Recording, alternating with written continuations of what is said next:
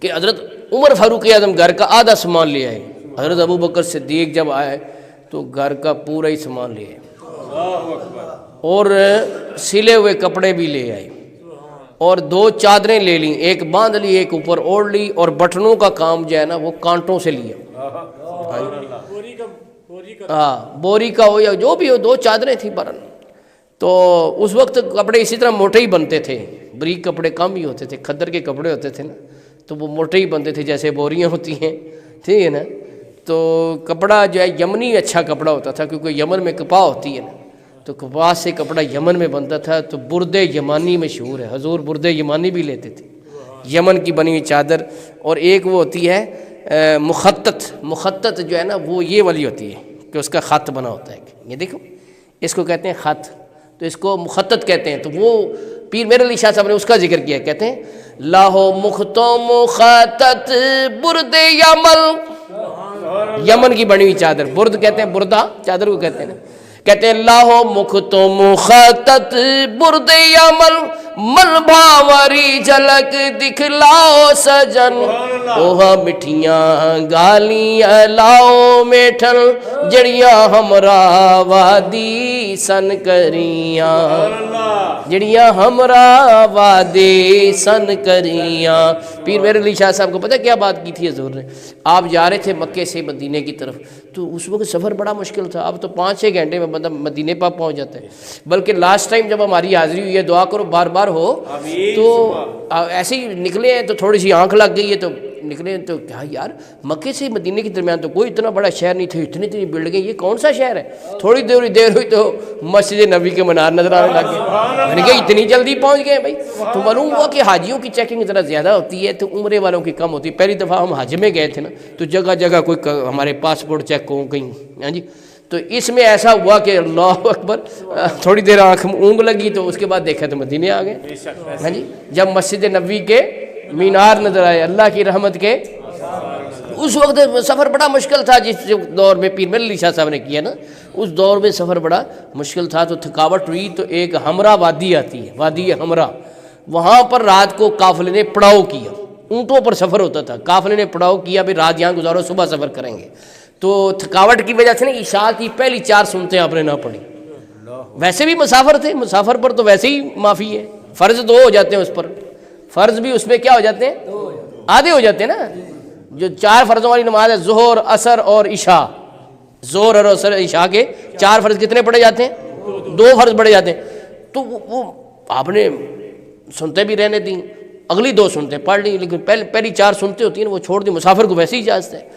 تو خواب میں سرکار کی زیارت، فرمایا میر علی شاہ یہ تو ٹھیک ہے پہلی 4 سنتے نہ بھی پڑھے تو کوئی گناہ نہیں ہے، کوئی گناہ نہیں ہے، لیکن آل رسول کو سنت رسول نہیں چھوڑنی چاہیے، تو میری آل ہے تو آل رسول کو سنتیں چھوڑنی۔ آج کل کچھ لوگ ہیں، کئی تو جمعراتی سید بنے ہوئے ہیں نا، وہ کہتے ہیں سید ویسے سو بھی کیا تو عبادت میں یہ دیکھو یہ بھی تو سید ہے نا پیر میرے علی شاہ جن کو حضور فرمانے کے اور کوئی چھوڑے تو چھوڑے، آل رسول کو نہیں چھوڑنی چاہیے، آل رسول پر زیادہ ذمہ داری ہے، بھی دین تمہارے گھر سے چلا ہے تو تم کیوں ادھر ادھر ہوتے ہو، ہاں جی۔ تو جو آل رسول ہے اس کو فرمایا سنت رسول پہ عمل کرنا چاہیے۔ آج کسی کو سنت پہ عمل کرنے کا کہے نا یار داڑھی رکھ لے، حضور کی سنت کے مطابق کھایا پیا کرو، سویا جاگا کرو، اٹھا بیٹھا کر گفتگو کیا کر، وہ آگے سے ناراض ہو جاتا ہے، کہتے ہیں لو جی مجھے کیوں کہا ہے جی، ہاں جی۔ لیکن پیر میرے علی شاہ صاحب کو حضور نے کہا نا سنتے پڑھنی چاہیے تو آپ بڑے خوش ہوئے، تو اس یاد میں یہ ساری نعت لکھی ہے کہ اج سکھ متراں دی ودھیری کیوں دلڑی اداس گھنیری، لوں لوں وچ شوق چنگیری، اج نینا لایا کیوں جڑیاں۔ اور جو حضور کا دیدار ہوا تھا نا اس کو انہوں نے لفظوں کا جامع پہنا ہے، کہتے ہیں مکھ چند بدر شانی، متھے چمک دے لاٹ نورانی، کالی زلف تے اکھ مستانی، مخمور اکھیں مدبریاں، اس صورت نو میں جانا کھا جانا کھا کے جانے جہانا کھا سچ آکھاں تے رب دی میں شانہ کھا جس شان تو شانہ سب بنیاں. تو یہ باتیں ان کو یاد آ رہی تھی نا, تو پھر دوبارہ عرض کرتے ہیں کیونکہ صحابہ کرام علیہم رضوان کے حالات میں لکھا ہے کہ حضور کا روز دیدار کرتے تھے, لیکن ایسے دیدار کرتے تھے جیسے پہلی مرتبہ ہی دیکھا. سبحان اللہ. ایک بندہ نا جس کو دیکھنے کی خواہش ہو, بندہ ایک دفعہ دیکھے, دو دفعہ دیکھے تو دیکھنے کی خواہش بھر جاتی ہے, دل بھر جاتا ہے. لیکن حضور صلی اللہ علیہ وسلم کا دیدار ایسا تھا کہ جتنا دیکھتے تھے اور خواہش بڑھ جاتی تھی. سبحان اللہ. تو وہ پیر میرے علی شاہ صاحب دیدار کر کے بھی پھر کیا کہتے ہیں یا رسول اللہ اپنے چہرے سے وہ جو یمانی چادر ہے نا وہ ہٹائیں نا ذرا. کہتے ہیں لاہو مخ تو مخطط برد یمن من بھاوری جھلک دکھلاؤ سجن اوہا مٹھیاں گالی الاؤ میٹھن. گالی کہتے ہیں باتیں, گلہ نہیں پنجابی میں کہتے ہیں, تو وہ پٹھواری زبان میں گالی کہتے ہیں. تو مٹھیاں یعنی بڑی لذت والی باتیں وہ دوبارہ مجھ سے کریں جو آپ نے ہمراہ وادی میں مجھ سے کی تھی. تو وہ میٹھی بات کیا تھی کہ آل رسول کو سنت رسول چھوڑنی, تو اس کو یاد کر رہے ہیں پیر میر صاحب. کہتے ہیں اوہا مٹھیاں گالیاں لاؤ میٹھن جڑیاں ہمراہ وادی سن کریاں, جو ہمراہ وادی میں آپ نے مجھ سے کی تھی. تو یہ ساری بحث شروع ہو گئی یہ چادر سے کہ یہ جو ہوتی نا یہ مخطط کہلاتی ہے. اس کا خط بارڈر جس کا ہوتا ہے نا اس کو مخطط کہتے ہیں. تو یہ یمن کی چادر مشہور تھی. بہر حضرت ابوبکر صدیق نے دو چادریں لی, ایک باندھ لی ایک اوپر اوڑھ لی, بٹنوں کا کام کانٹوں سے لیا. تو حضور صلی اللہ علیہ وسلم کی بارگاہ میں حاضر ہوئے. سرکار نے فرمایا ابوبکر گھر والوں کے لیے کیا چھوڑا ہے؟ تو انہوں نے یہ نہیں کہا یا رسول اللہ سب کچھ تو آپ کو دے دیا تو میرے گھر میں کیا بچنا تھا. ایسی بات نہیں کی, بلکہ بڑا ادب والا جملہ بولا, بڑا احترام والا, بڑی عقیدت والا. کہا ابقیت لہم اللہ ورسولہ, ان کے لیے اللہ اور اس کا رسول چھوڑا ہے. علامہ اقبال نے یہ سارا واقعہ بیان کر کر آخری شعر میں کیا پیاری بات کی. کہتے ہیں پروانے کو چراغ تو بلبل کو پھول بس, پروانے کو چراغ تو بلبل کو پھول بس, پروانے کو چراغ تو پروانے کو چراغ تو بلبل کو پھول بس, صدیق کے لیے ہے خدا کا رسول بس, صدیق کے لیے ہے خدا کا رسول بس. اللہ اکبر. اس موقع پہ حضرت جبریل امین علیہ السلام جب حاضر ہوئے تو انہوں نے بھی یہی لباس پہنا ہوا تھا, ایک چادر باندھی ہوئی تھی, ایک اوڑھی ہوئی تھی. تو حضور نے فرمایا کہ ابو اے جبریل یہ کیسا لباس تم نے پہنا ہوا ہے؟ تو انہوں نے عرض کی یا رسول اللہ اپنی نگاہ اٹھائیں دیکھیں آسمان کے سب فرشتوں نے آج یہی لباس پہنا ہوا ہے. یہ تاریخ الخلفاء میں امام جلال الدین سیوطی نے لکھا ہے, میں کوئی کچی بات نہیں کر رہا. امام جلال الدین سیوطی جیسے محدث نے یہ روایت لکھی ہے کہ سب نے یہ وردی پہنی ہوئی ہے. کیوں پہنی ہے؟ تو فرمایا اللہ پاک نے کہا ہے, اللہ پاک نے حکم دیا ہے کہ آج میرے محبوب کے دوست ابوبکر صدیق نے یہ لباس پہنا تو سارے یہی لباس پہنا. اللہ کو یہ لباس پسند آ گیا. پھر پیغام کیا بھیجا؟ پیغام کیا بھیجا سنیں. پیغام یہ بھیجا کہ اے میرے حبیب آپ ابوبکر صدیق کو سلام فرمائیں اور یہ پوچھیں کہ اس اسرت اور تنگی کے عالم میں کہ جب سب کچھ سارا سامان صفائی کر کے آپ کو پیش کر دیا, ہمارے راستے میں حاضر کر دیا ہے, تو یہ سب سامان پیش کر کے کیا ہم سے راضی ہے یا ناراض ہے؟ یہ اللہ پاک کی طرف سے پوچھا جا رہا ہے. تو علامہ اقبال نے, میرا ذہن کہتا ہے یہ شعر جو ہے اس واقعے کو ذہن میں رکھ کر لکھا ہے کہ خودی کو کار بلند اتنا کہ ہر تقدیر سے پہلے خدا بندے سے خود پوچھے بتا تیری رضا کیا ہے. تو پوچھے جا رہا ہے کہ پوچھو ابوبکر سے کہ وہ ہم سے راضی ہے کہ ناراض ہے. تو جب حضرت ابوبکر صدیق کو یہ پیغام پہنچایا گیا کہ اللہ پاک آپ سے پوچھ رہا ہے کہ بتاؤ ہم سے راضی ہو کہ ناراض ہو, تو آپ کیا کہتے ہیں عربی میں آپ نے کہا اسخط علی ربی, کیا میں اپنے رب سے ناراض ہو سکتا ہوں؟ 3 مرتبہ دہرایا انا ربی رادن, انا ربی رادن, انا ربی رادن. میں اپنے رب سے راضی ہوں, میں اپنے رب سے راضی ہوں, میں اپنے رب سے راضی ہوں. یہ 3 مرتبہ آپ نے فرمایا. ہاں جی اللہ اکبر. تو کیوں نہ کہے پروانے کو چراغ دو, بلبل کو پھول بس صدیق کے لیے ہے خدا کا رسول بس. ابھی آفت الطاف الرحمان صاحب کا آپ کو بیان ریکارڈڈ سنایا, کیونکہ بخار کی وجہ سے وہ نہیں آئے آج. اس میں وہ یہ کہہ رہے تھے کہ مال سے بھی بڑھ کے محبت کی, وہ آپ نے سن لی, اور اولاد سے بڑھ کے محبت. اب سنو, اولاد سے بڑھ کے محبت کیسے کی کہ آپ کے بیٹے تھے عبد الرحمان, شروع میں مسلمان نہیں ہوئے, یہاں تک کہ غزوہ بدر میں کافروں کی فوج میں تھے.